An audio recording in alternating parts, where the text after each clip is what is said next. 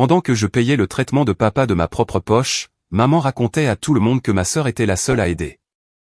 Un jour, elle m'a dit d'aller vivre dans la rue, parce que j'avais oublié les dépenses familiales mensuelles. Ma sœur est l'enfant chéri. Moi, je suis le raté. Ça a toujours été comme ça.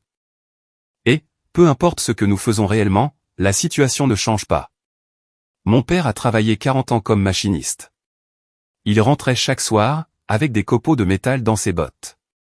Quand je lui ai dit que je faisais du conseil en cybersécurité, il a dit « C'est bien, fiston ». Il n'a jamais rien compris à la technologie, mais il me faisait confiance. Pour maman, c'était une autre histoire. Je trouvais souvent sur son téléphone, des captures d'écran de groupes de soutien. Des messages sur les enfants adultes difficiles, ou des publications Facebook sur les sacrifices familiaux. Quand les choses tournaient mal, elle me blâmait, puis publiait des messages pour dire à quel point tout était dur pour elle. Bridget est hygiéniste dentaire. Maman fait des publications, vantant son indépendance. Moi, je dirige une entreprise de cybersécurité, avec de vrais revenus. Et maman me dit, que je passe mon temps à jouer à des jeux vidéo dans leur sous-sol. Un seul exemple, vous dira tout. Bridget est retournée vivre à la maison, pour économiser de l'argent. Maman ne lui a pas fait payer de loyer. Je suis venu leur rendre visite, pour les vacances.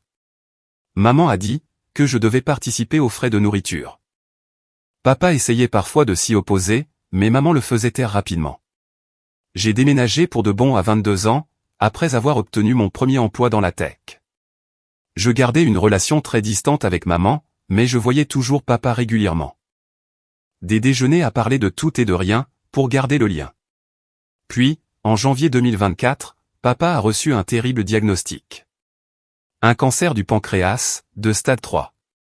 Une chimio agressive, toutes les 2 semaines. Il fallait quelqu'un pour gérer les rendez-vous, les assurances, et les médicaments. L'oncologue nous a présenté la situation, de manière clinique et glaciale.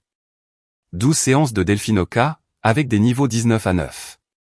Il surveillerait ça chaque semaine. Une éventuelle procédure de Whipple, si la tumeur réagissait bien. Traduction, un traitement brutal, des analyses de sang constantes, et aucune marge d'erreur, sur le calendrier des médicaments. Maman a appelé en pleurant. Ton père a besoin de toi. S'il te plaît, viens. J'ai d'abord proposé d'autres options. Une aide à domicile, un planning alterné avec Bridget, ou même un soignant à temps partiel. Maman a tout rejeté. La famille s'occupe de la famille, a-t-elle déclaré. Traduction, une main-d'œuvre gratuite, qu'elle pourrait contrôler. J'ai emménagé, mais avec une seule limite. Je suis là pour papa, et non pour la politique familiale. Bridget est restée dans son appartement. Elle venait une fois par mois, apporter du café, prenait des photos, et les publiait sur Instagram, en parlant de « combattre cette épreuve ensemble ». Maman, de son côté, agissait comme si elle était Mère Teresa. Moi, j'étais là tous les jours. Je gérais les médicaments, je coordonnais les échanges avec les médecins, je m'occupais de l'assurance, je le conduisais au rendez-vous.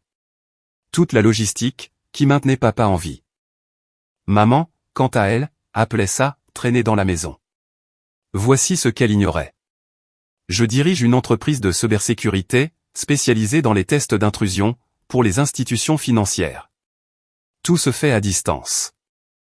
Et les revenus sont suffisamment stables, pour que je n'ai pas besoin de vérifier mon compte en banque, avant de faire les courses. Mais pour maman, je passais mon temps à rafraîchir les sites d'offres d'emploi, pendant que papa souffrait. Au bout de 2 semaines, maman m'a coincé dans la cuisine, pendant que papa dormait. Puisque tu t'en sors si bien avec tes trucs d'ordinateur, tu vas aider à faire tourner la maison. Ce n'était pas une demande, c'était un ordre. J'ai levé les yeux de mon ordinateur portable. J'étais en plein milieu d'un rapport d'audit de sécurité, pour une coopérative de crédit à Dallas. Les frais médicaux s'accumulent. Tu es là, de toute façon. Combien gagnes-tu? Les soins de papa sont pris en charge. Combien? Que as-tu sur ton compte épargne? As-tu des rentrées d'argent, oui ou non? Elle a croisé les bras. Tu es un homme adulte, qui vit sous mon toit. Si tu réussis aussi bien que tu le prétends, prouve-le. Tu n'es pas là pour faire l'audit de ma vie. Laisse tomber. Je suis retourné à mon travail. Elle voulait contrôler les flux financiers, et non pas de l'aide pour les dépenses. J'avais un tableur, pour suivre chaque paiement, chaque prestataire, chaque date, et chaque numéro de confirmation. Le tout, sauvegardé sous forme de copies PDF. Elles étaient stockées dans le cloud, et sur des disques cryptés. Pendant ce temps, je couvrais la quote-part des soins de papa, depuis des mois. Près de 50 000 € jusqu'à présent, payés directement aux prestataires. Maman n'en savait rien, parce que papa déposait mes chèques. Il lui disait que l'assurance couvrait mieux que prévu. 2 jours avant l'explosion, j'avais emmené papa à son rendez-vous chez l'oncologue. Maman a insisté pour venir. Elle est restée debout, dans la salle d'attente, à se plaindre des chaises. À critiquer les temps d'attente, et le fait que la clinique ne la respectait pas. Quand l'infirmière a appelé papa, elle a exigé d'entrer. Elle a commencé à se disputer avec l'oncologue, au sujet du planning du traitement. Elle râlait, parce que cela tombait en même temps que son club de lecture. Le médecin m'a regardé, avec un air qui disait « Elle est sérieuse ». Pendant que maman continuait de parler, couvrant les explications sur les derniers résultats de scanner de papa, j'ai dû m'interposer physiquement. J'ai ramené la conversation, sur le cancer qui rongeait le pancréas de mon père. L'oncologue, une femme perspicace qui ne tolérait pas les absurdités, m'a pris à part à la fin de la consultation. Votre mère ne peut plus être présente dans les salles d'examen. Elle est perturbatrice. Le niveau de stress de votre père grimpe en flèche, quand elle est présente, ce qui affecte sa réponse au traitement.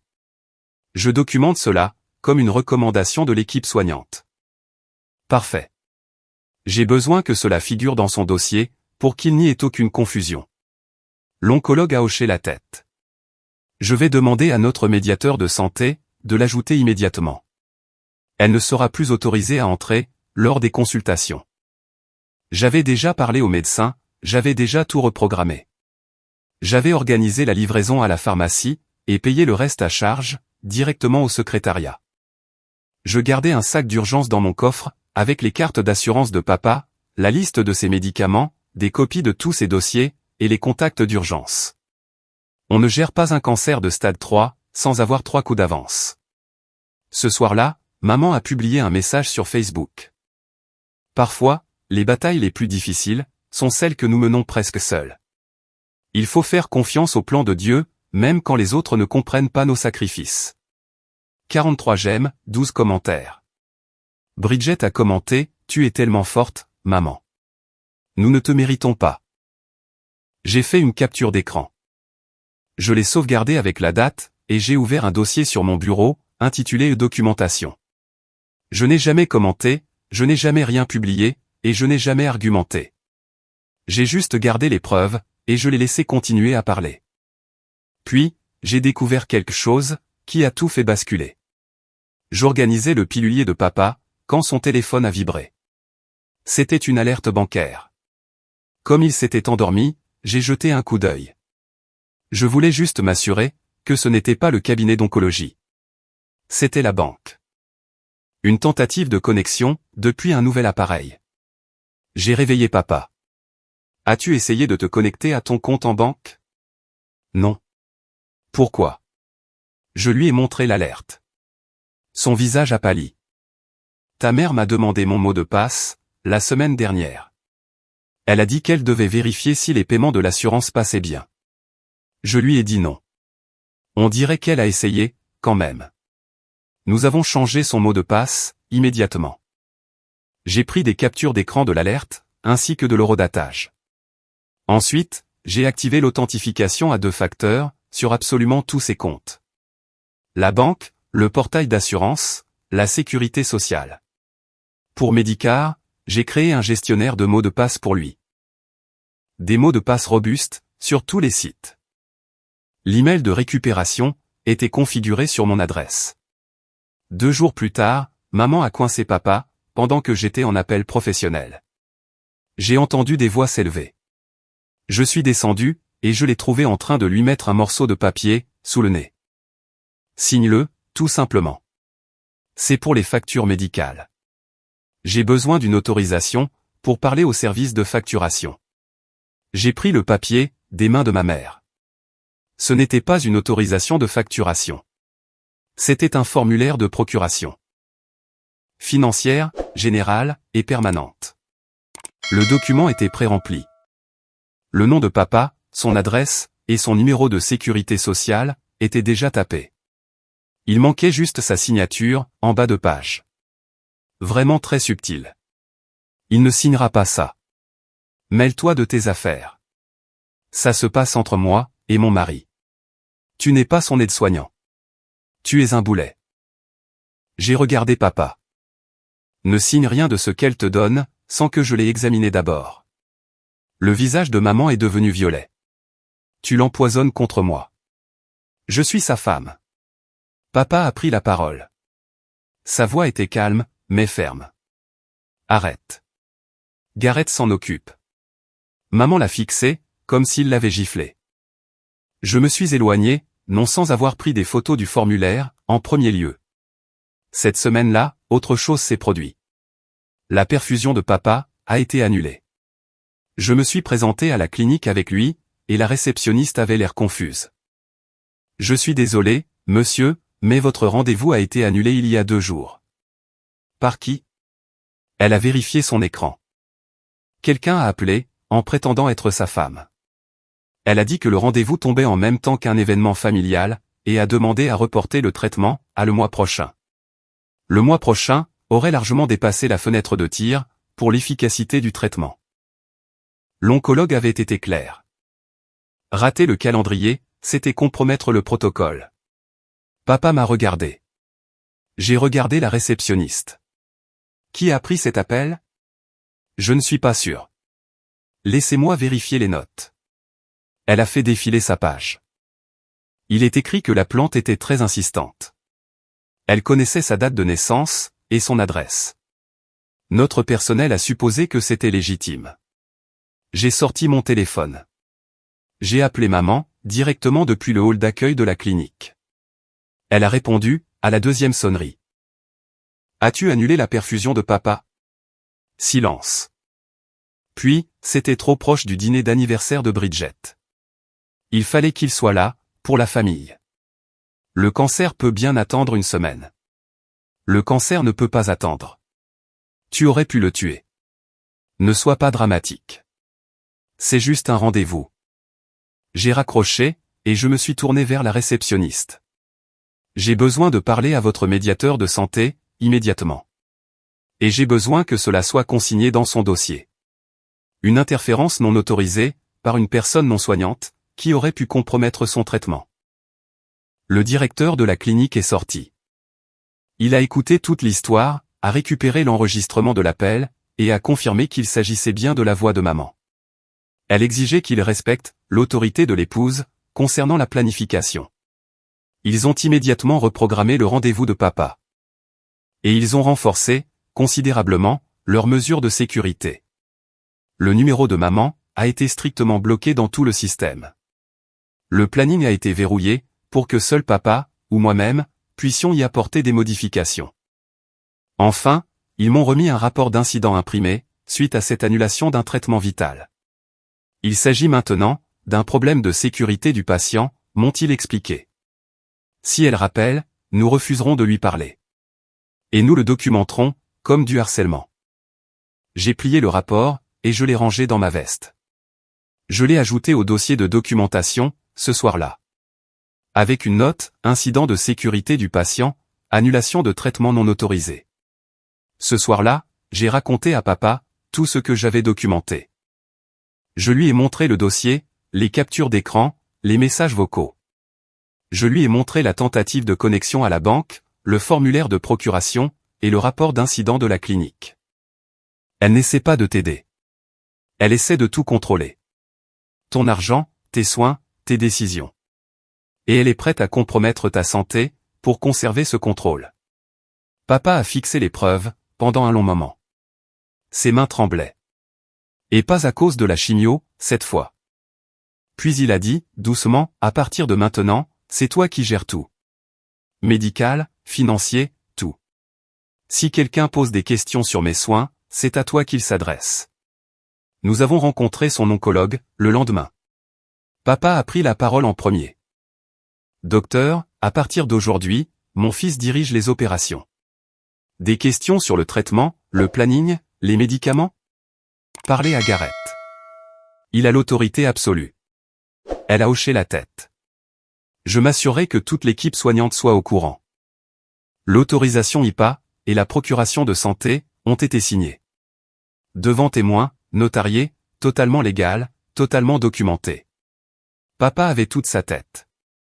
Son médecin l'a confirmé par écrit, et maman était désormais exclue de toutes les décisions médicales. L'oncologue a imprimé tout ça en 3 exemplaires. Un pour le dossier de papa, un pour moi, et un pour que papa le conserve. Elle a également ajouté une note clinique. Le patient démontre une capacité de décision claire. Il a choisi son fils comme mandataire de santé, en raison d'un conflit familial persistant, qui a eu un impact négatif sur l'observance du traitement. Quand maman l'a découvert, elle a perdu la tête. Son visage était tendu par la rage, quand elle m'a ordonné de partir. Nous étions à leur table de cuisine. Le même stratifi rayé, sur lequel j'avais fait mes devoirs pendant 12 ans. Les mêmes chaises qui grinçaient. Le même néon qui bourdonnait au-dessus de nos têtes, comme s'il nous en voulait. Tu te crois spécial? La voix de maman tremblait. Elle postillonnait, le visage rouge. Tu penses que cliquer sur des boutons d'ordinateur, pendant que ton père souffre, te rend meilleur que les gens qui travaillent vraiment. Elle qualifiait mon travail de « jeu vidéo » depuis que j'avais 19 ans. Papa était assis là, silencieux, l'air fatigué. « S'il te plaît » a commencé papa, la voix faible. « Tais-toi. Je parle à cette ingrate poubelle. » Elle s'est retournée vers moi. « Je t'ai laissé revenir. Je t'ai offert un toit, et tu n'es même pas capable de trouver un vrai travail, pour aider à payer les frais médicaux. Tu es une honte. J'ai fini de faire semblant, que tu vas réussir à faire quoi que ce soit de ta vie. Voici ce qui a rendu ce moment, absolument parfait. 4 jours plus tôt, mon entreprise avait conclu un partenariat majeur. Un contrat si important, que je n'avais plus besoin de pointer nulle part. Mais pour maman, j'étais toujours le raté. Le fils qui profitait du système, pendant que papa subissait sa chimio. Tu as une semaine, a poursuivi maman. Une semaine, pour me montrer une preuve d'emploi, dans un vrai travail. Je te parle de fabrication, de logistique. Quelque chose avec une pointeuse, et un patron qui peut virer tes fesses. Quelque chose qui rapporte de l'argent réel. Pour le traitement de ton père. Quelque chose avec des fiches de paie, que je peux vérifier. J'ai ressenti un sentiment de calme très étrange. Comme si tout était, subitement, devenu silencieux. Non, tu n'auras pas de fiche de paie. Et tu ne toucheras plus à ses soins. Si tu interfères de nouveau avec son traitement, tu seras interdite de séjour à la clinique, et signalée. J'ai regardé papa. Nous partons ce soir. Les yeux de maman se sont écarquillés. Quoi? Fais tes valises. C'est fini ici. Tu ne peux pas juste. Papa, tu viens avec moi, ou tu restes? Le visage de papa a affiché un grand soulagement. Il a hoché la tête. Je viens avec toi. Le visage de maman est devenu violet. Tu ne l'emmènes nulle part. C'est ma maison. C'est mon mari. Ta maison? Papa a acheté cet endroit en 1998. Ton nom n'est pas sur l'acte de propriété. Il ne l'a jamais été. Je me suis levé. Papa, on va d'abord emballer tes médicaments. Le reste peut attendre. Je me suis dirigé vers la porte, pendant que maman hurlait derrière moi. Petit morveux ingrat. Après tout ce que j'ai fait, tu ne peux pas me faire ça. Il est mon accès à la. Elle s'est rattrapée. Elle s'est arrêtée, au beau milieu de sa phrase. Je me suis retourné. Ton accès à quoi? Son visage est devenu vide. Elle savait qu'elle avait fait une gaffe. Rien. Tu sais très bien ce que je voulais dire. Tu m'enlèves mon mari. C'est un enlèvement. Mais nous savions tous les deux, ce qu'elle avait failli dire. L'accès à papa. L'accès à son propre récit. L'accès au contrôle sur ses soins, et sur ses finances. Elle avait construit toute son histoire de victime, autour du fait d'être la femme souffrante, avec un fils inutile. Et si papa partait avec moi, de son plein gré, toute cette histoire s'effondrait. Tu voulais que je parte. C'est d'accord. Mais papa a besoin de soins réels. Et non de la performance théâtrale que tu nous sers sur Facebook. Alors, il s'en va aussi. Ça m'a pris 40 minutes pour emballer tout ce dont papa avait besoin. Les médicaments sont allés dans un sac isotherme avec des blocs réfrigérants. Des trucs très sensibles à la température pour la neuropathie. J'ai pris son concentrateur d'oxygène, sa bouteille portable, son tensiomètre et son thermomètre. Les dossiers médicaux sont allés dans une pochette. Les vêtements, dans un sac de sport. Sans oublier son oreiller préféré. Parce que les oreillers d'hôpital sont nuls. Et que le sommeil est vital, quand on se bat contre un cancer. Maman m'a suivi partout dans la maison. Elle racontait ma trahison, à qui voulait bien l'entendre. Papa était assis dans son fauteuil, silencieux. Il me regardait faire mes bagages, avec une expression de profond soulagement.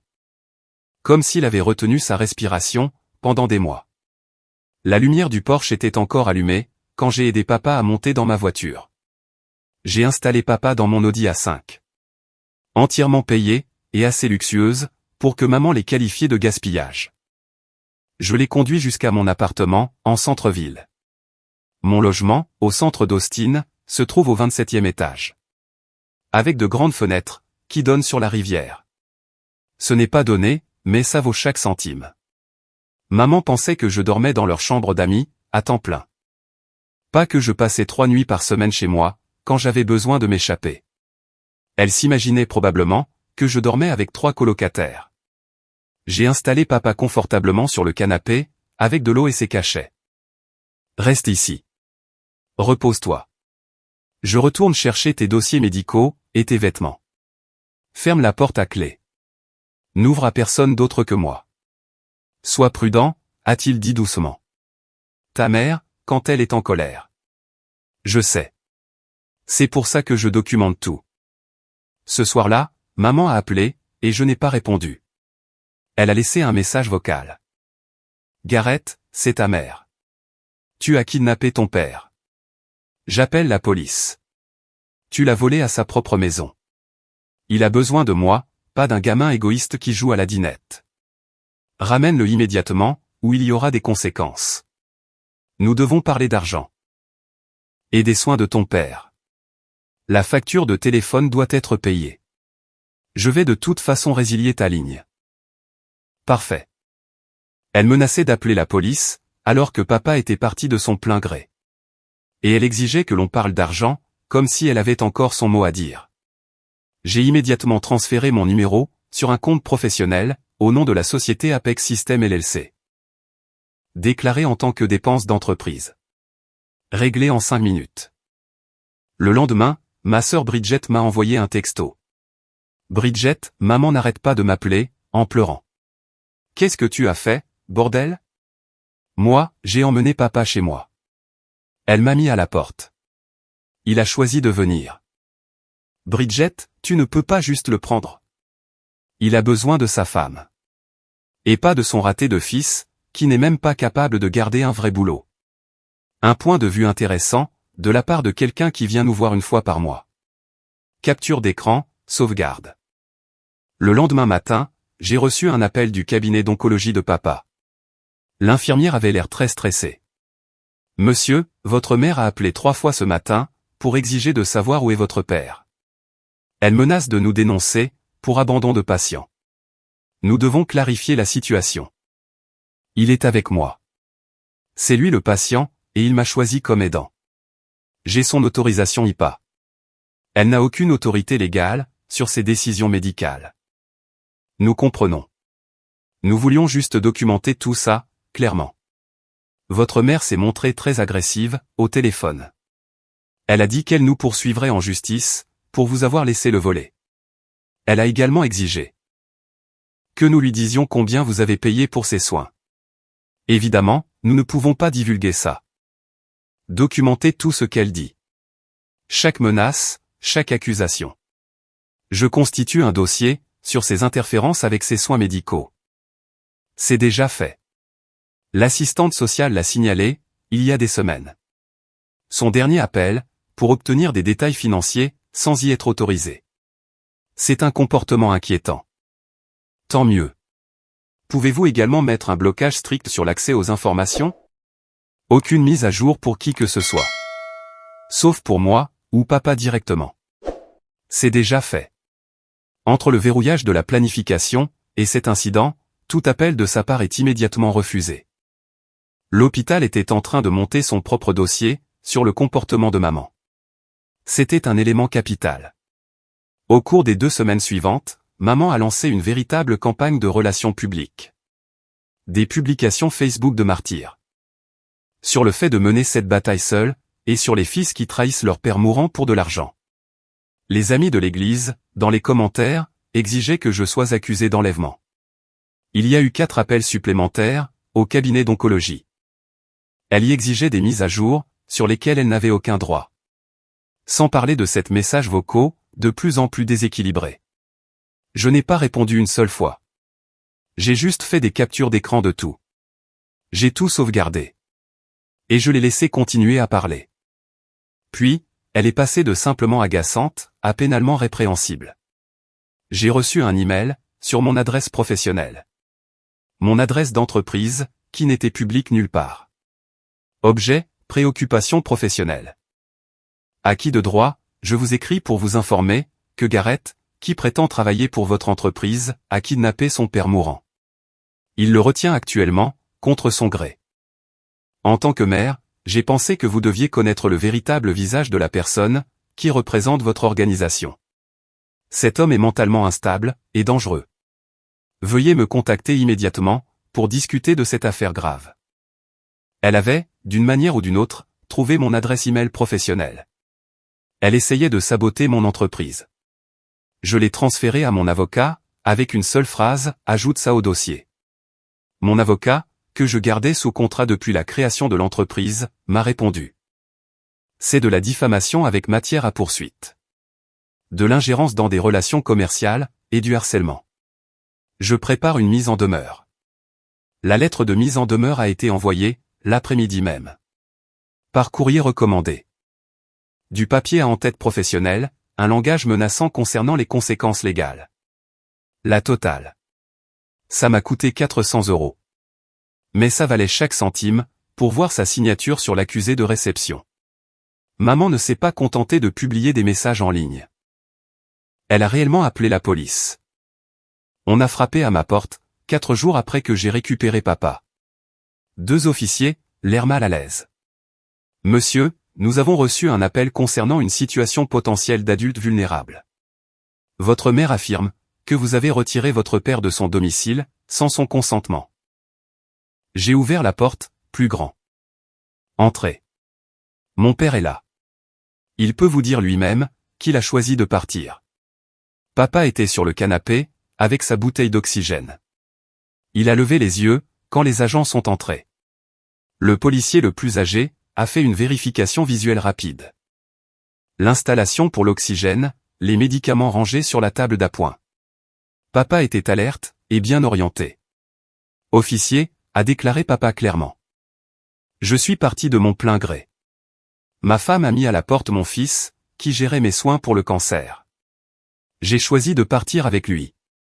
C'est ici que je veux être. L'agent plus âgé a hoché la tête. Monsieur, êtes-vous sous la contrainte, ou retenu contre votre volonté? Absolument pas.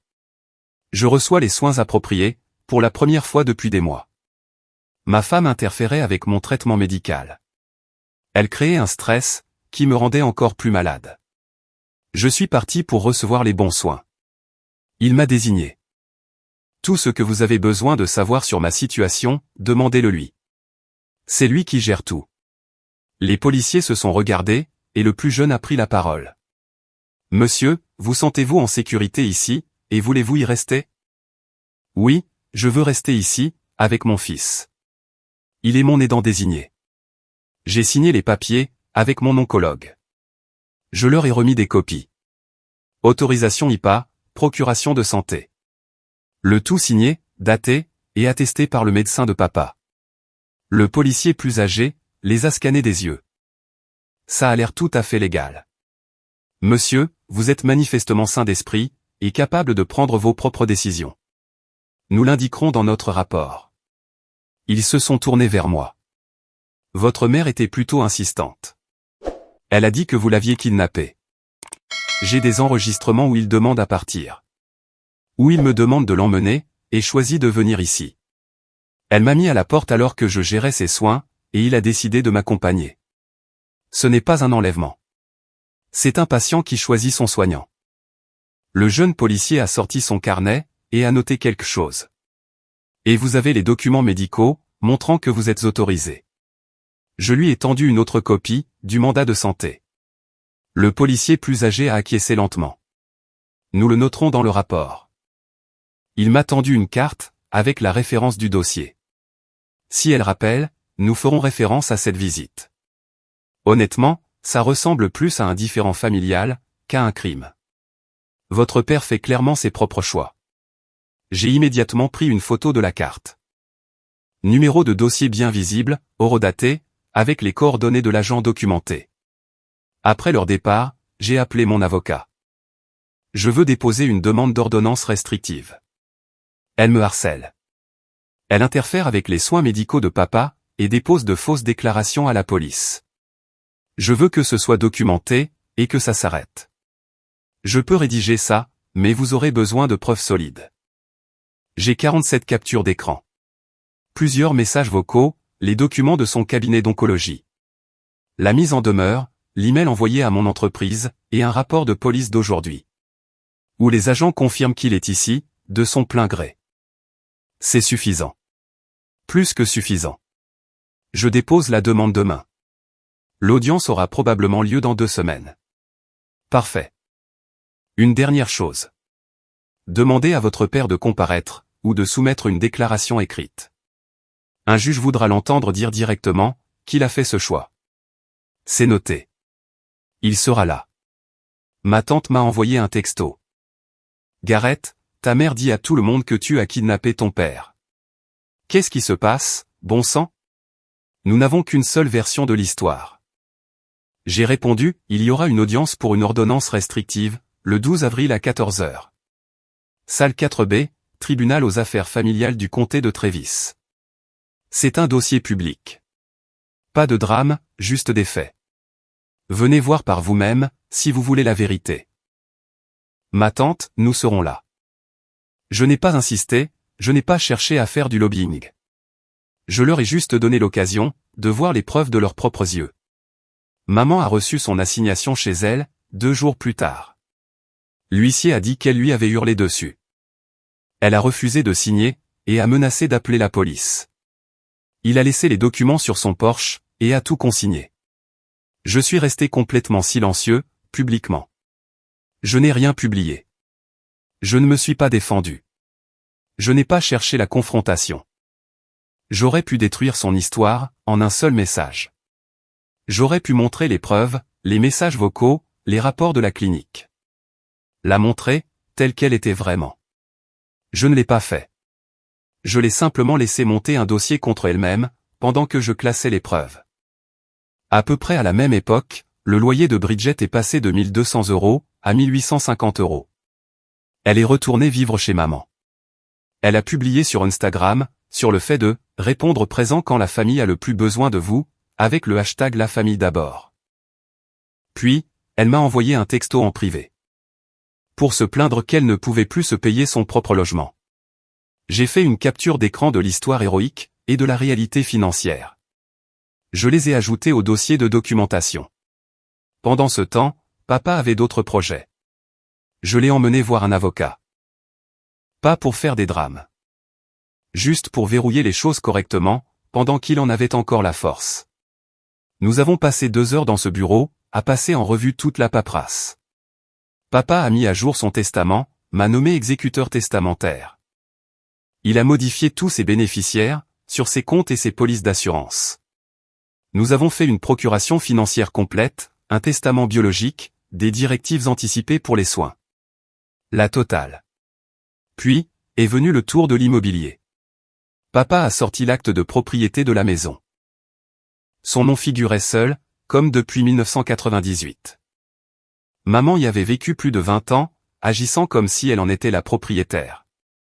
Mais les papiers ne mentent pas, je veux que Gareth soit sur l'acte avec moi, a déclaré papa. S'il arrive quelque chose, ça lui reviendra. Et je veux qu'il gère les décisions concernant la propriété, dès maintenant. L'avocat a rédigé les documents. Papa m'a ajouté à l'acte, en tant que copropriétaire, avec droit de survie. Nous avons signé, fait notarier le tout, et l'avons déposé au comté l'après-midi même. Fait. J'avais désormais l'autorité légale, de prendre des décisions concernant la maison. Maman et Bridget n'en avaient pas la moindre idée. Papa avait l'air épuisé, mais soulagé, quand nous sommes partis. C'est fait. Maintenant, elle ne peut plus toucher à rien. 2 jours avant l'audience, j'ai tout préparé. J'ai imprimé les classeurs, de manière claire et professionnelle, avec des intercalaires. Mon avocat avait déposé la requête, sous le numéro de dossier 2024-1847 CV. Tout était documenté, horodaté. Tout était recevable. Les classeurs comportaient plusieurs sections. Ingérence médicale, 8 pages. Inconduite financière, 12 pages. Preuve de harcèlement, 15 pages. Faux signalement, 4 pages. Déclaration de témoin tiers, 6 pages. Chaque page était numérotée. Chaque pièce à conviction faisait référence à chaque affirmation, avec des preuves à l'appui. Je suis arrivé 30 minutes en avance, avec papa et mon avocat. J'ai installé papa au premier rang, avec sa bouteille d'oxygène. Mon avocat avait 3 classeurs prêts, professionnels, organisés, implacables. À 13h50, ma tante est entrée. Puis mon oncle, puis mes 2 cousins. Ils se sont assis au fond, l'air confus et inquiet. À 13h55, maman est arrivée avec Bridget, et son avocat. Un type en costume bon marché, qui avait l'air d'avoir été embauché il y a 3 jours. Maman m'a vu, et son visage est devenu rouge. Elle a vu papa, et son visage est devenu livide. Elle a vu notre famille au fond de la salle, et son visage est devenu violet. Elle ne s'attendait pas à avoir un public. L'huissier nous a appelés à entrer. Levez-vous. La juge était une femme d'une 60aine d'années, avec un visage qui ne tolérait aucune bêtise, et des lunettes de lecture. Elle a jeté un œil au dossier, et a soupiré. Demande d'ordonnance de protection, fondée sur le harcèlement, l'ingérence médicale, et de fausses déclarations à la police. Elle a regardé maman. Madame, vous êtes la partie défenderesse. Oui, votre honneur. C'est un malentendu. Mon fils a pris mon mari. Nous y viendrons. Elle a regardé papa. Et vous êtes le patient? Oui, madame, a répondu papa. Je suis parti volontairement.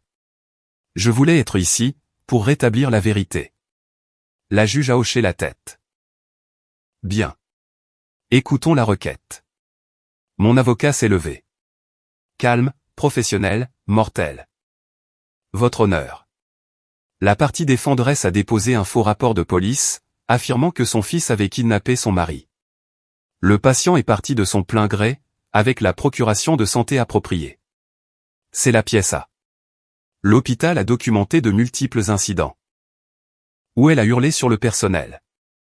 Exigé des informations financières privées, et tenté de passer outre le choix d'aidant de son mari. Pièce BAD. Elle a également appelé le cabinet d'oncologie, et a annulé une perfusion de chimiothérapie vitale.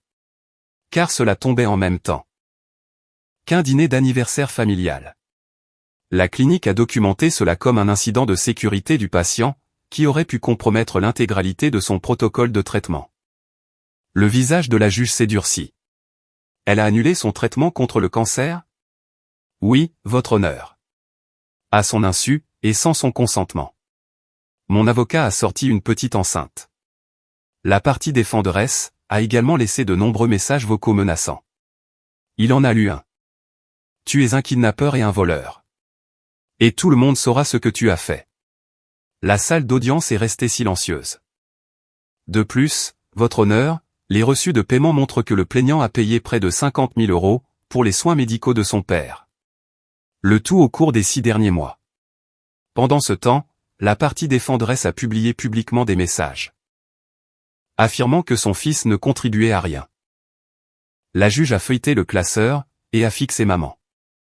Votre fils a payé 50 000 € pour les soins de votre mari, et vous l'avez traité d'inutile.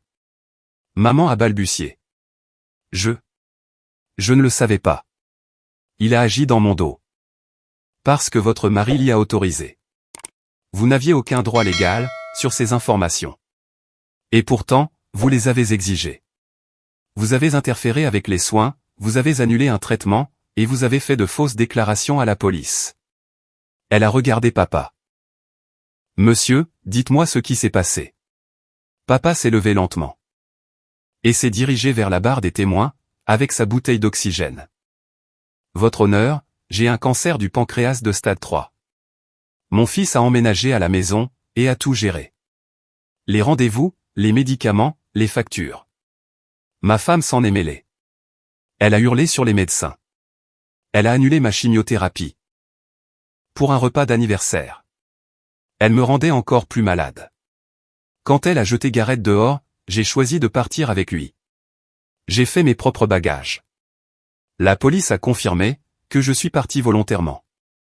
Et je choisis toujours de rester avec mon fils. La juge a hoché la tête. Merci, monsieur.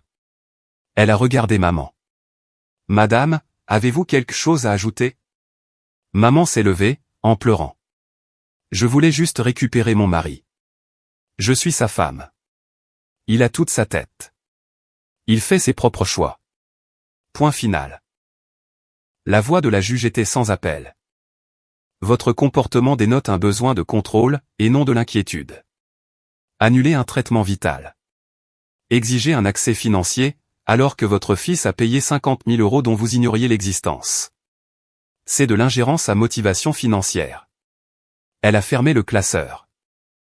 Sur la base des preuves, fausses déclarations à la police, interférences médicales, messages vocaux de harcèlement, emails diffamatoires à son employeur.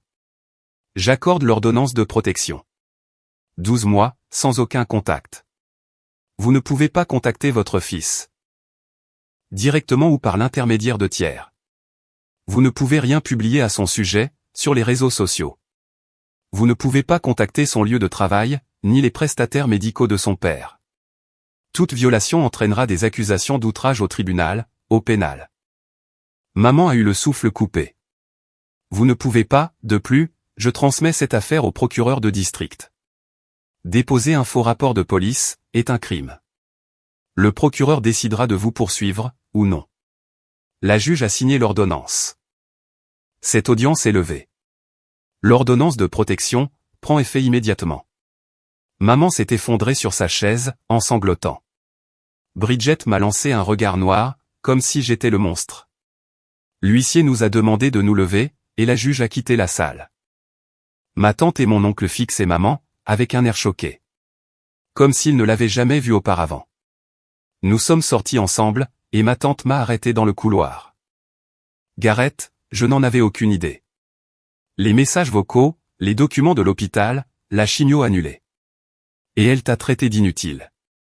Ouais. Pourquoi ne nous as-tu rien dit? M'auriez-vous cru moi, ou l'auriez-vous cru elle? Ils sont tous les deux restés silencieux. Ma tante m'a pris dans ses bras. Je suis désolé. Mon oncle m'a serré la main. Ton père a de la chance de t'avoir. Bridget est passée devant nous, en trombe, sans dire un mot. Maman est sortie la dernière. Elle m'a regardé, et a ouvert la bouche. Ne fais pas ça, ai-je averti. L'ordonnance est effective immédiatement. Tout contact est une violation. Elle a fermé la bouche, et s'est éloignée. Ce soir-là, j'ai reçu des textos de ma tante et de mon oncle, pour s'excuser. Tous deux ont proposé de m'aider pour les soins de papa, si j'en avais besoin. Mon cousin a envoyé un message, j'ai toujours trouvé que sa façon de parler de toi, était bizarre. Maintenant, je sais pourquoi. Je n'ai pas écrit à Bridget. Elle avait fait son choix. L'ordonnance a pris effet sur le champ. Maman ne pouvait plus m'appeler, ni publier, ni contacter mon travail, ni joindre les médecins de papa. Pour la première fois depuis des mois, mon téléphone est resté calme. Le procureur de district l'a inculpée, pour son faux rapport.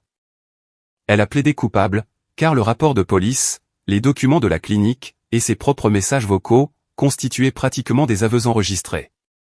Mise à l'épreuve, gestion de la colère, amende. Elle a essayé de me blâmer, comme si j'avais imité sa voix. Bridget m'a envoyé un dernier message, pour me dire que j'avais détruit la famille. Je l'ai bloqué. Si on est de la famille, que lorsqu'il y a quelque chose à en tirer. On n'est pas une famille, on est un abonnement. Maintenant, venait l'heure du grand nettoyage. Papa et moi avions déjà verrouillé la propriété légalement. Mais maman et Bridget vivaient toujours dans la maison comme si c'était la leur. Il était temps de régler ça. J'ai rédigé un avis formel de quitter les lieux. Mon avocat s'est occupé de la formulation exacte de la mise en demeure, pour notre comté. Un délai strict de 30 jours, avec leurs deux noms dessus. En tant que copropriétaire, j'en avais totalement le droit. J'ai envoyé une copie par courrier recommandé. J'ai demandé à un huissier d'en livrer une autre, directement à la maison. Tout a été documenté, professionnel, dans les règles de l'art. L'avis était clair. Elles avaient jusqu'au 15 mai, pour retirer tous leurs effets personnels, et libérer les lieux. Le non-respect de cet avis entraînerait une procédure officielle d'expulsion. Maman et Bridget l'ont complètement ignoré. À la place, les publications Facebook se sont multipliées. Maman écrivait sur le fait d'être forcée de quitter sa maison, par un fils vindicatif. Et de tout perdre à cause de l'avidité, et de la cruauté. Bridget postait des selfies en pleurs, avec des légendes comme « puni pour avoir aimé ma famille ». Je n'ai pas répondu. J'ai juste fait des captures d'écran, j'ai tout horodaté, et je l'ai ajouté au dossier. Elle continuait de publier, je continuais de consigner. Le 15 mai est arrivé, et est passé. Elles étaient toujours là. J'ai déposé les documents officiels d'expulsion, auprès du tribunal, le lendemain matin. Cela m'a coûté 285 € de frais de dossier. Ça en valait la peine. L'audience d'expulsion a été fixée au 28 mai. Je me suis présenté avec mon avocat, et un autre classeur. Même méthode, affaire différente. Maman et Bridget sont arrivés avec leur avocat au rabais. Il avait l'air de venir tout juste de comprendre ce que signifiait la copropriété, le matin même. La juge a examiné l'acte de propriété, l'avis d'expulsion, les preuves de signification, et la chronologie. Cette propriété est détenue conjointement, par le demandeur et son père.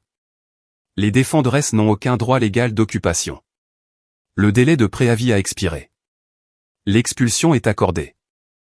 Elle a fixé une date limite de déménagement, conformément à l'ordonnance. Maman a essayé d'argumenter. La juge l'a coupé. Madame, il s'agit d'une question de propriété, pas d'une affaire de famille. Vous avez reçu un préavis en bonne et due forme.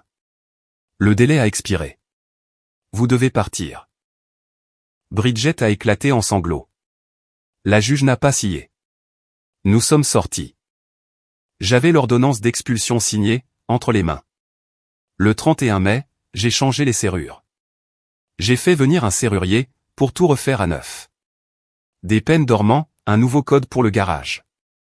J'ai pris des photos de la maison. Elle était désormais vide, à l'exception des meubles qui appartenaient à papa. Elles avaient débarrassé les lieux, pendant la nuit. Elles n'ont pas laissé de mots. Elles ont juste disparu, comme des cafards quand on allume la lumière. La maison est restée silencieuse, pour la première fois depuis des mois. J'y ai emmené papa, pour qu'il la voie. Il l'a parcourue lentement, touchant les murs, comme s'il les voyait pour la première fois. C'est à nouveau à moi, a-t-il dit doucement. Juste à moi. À toi et à moi, ai-je corrigé. Mais oui, c'est fini le chaos. Nous nous sommes assis dans son vieux fauteuil inclinable, dans le salon, pendant un moment, sans dire grand-chose. Puis, 3 jours plus tard, la première fissure dans leur histoire, est apparue à ma porte. Je préparais le petit déjeuner de papa, quand on a sonné. J'ai vérifié la caméra. Bridget se tenait sur le pas de ma porte, l'air de ne pas avoir dormi depuis une semaine. J'ai ouvert, mais je ne l'ai pas invitée à entrer. Quoi? Gareth, s'il te plaît. On est une famille. Tu ne peux pas juste. Je ne peux pas. Je l'ai fait. Autre chose? Elle s'est décomposée. Les larmes ont commencé à couler. Je n'ai nulle part où aller. Mon bail a expiré. Je pensais que je pourrais rester à la maison, le temps de trouver une solution. Ce n'est pas mon problème. Allez, je suis ta sœur. Juste pour quelques mois. Je peux aider avec papa. Non. Tu peux être en colère. Tu ne peux pas être impliqué. Je l'ai regardé, avec un calme olympien. Débrouille-toi toute seule. Comme je l'ai fait, quand j'avais 22 ans, et que maman m'a dit de partir. Tu es une adulte, avec un travail. Agis comme tel. Tu vas vraiment me laisser à la rue? Tu n'es pas à la rue. Tu n'es juste plus ma responsabilité. Elle est restée là une seconde, la bouche ouverte. Puis s'est retournée, et s'est éloignée sans ajouter un mot. J'ai fermé la porte, et je suis retourné préparer le petit déjeuner. Le soir suivant, j'étais à l'étage, en train d'aider papa à organiser ses médicaments. J'ai entendu une portière de voiture claquer, dans l'allée. J'ai vérifié la caméra. La Honda Civic de maman. Elle se tenait dehors, les bras croisés, fixant le bâtiment. Elle savait que l'ordonnance restrictive lui interdisait de me contacter directement. Alors, elle restait là à attendre. Comme si sa seule présence allait me faire descendre. Je l'ai observée sur la caméra pendant environ 10 minutes. Elle n'a pas bougé. Elle s'est contentée de fixer le bâtiment. Puis, elle a commencé à perdre les pédales. Elle a sorti son téléphone. Je l'ai regardé taper. Mon téléphone a vibré. Un texto, d'un numéro inconnu. Gareth, c'est ta mère. Je suis dehors. Nous devons parler de la maison. C'est cruel. Je n'ai nulle part où aller. Ton père ne voudrait pas ça. S'il te plaît. Pas de réponse, pas de cri, pas de contact. Juste des captures d'écran. Un autre texto. Je sais que tu me vois. Je ne partirai pas, tant que tu ne m'auras pas parlé. Tu me dois bien ça. Capture d'écran, horodatée. Sauvegardée. Elle est restée là pendant encore 10 minutes, m'écrivant 3 fois de plus. Des messages de plus en plus désespérés. Puis, elle a complètement craqué. Elle s'est dirigée vers l'interphone, à l'entrée du bâtiment, et a composé le numéro de mon appartement.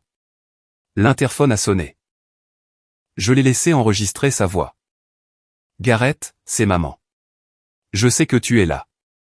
Laisse-moi juste monter 5 minutes. J'ai besoin d'expliquer pour la maison.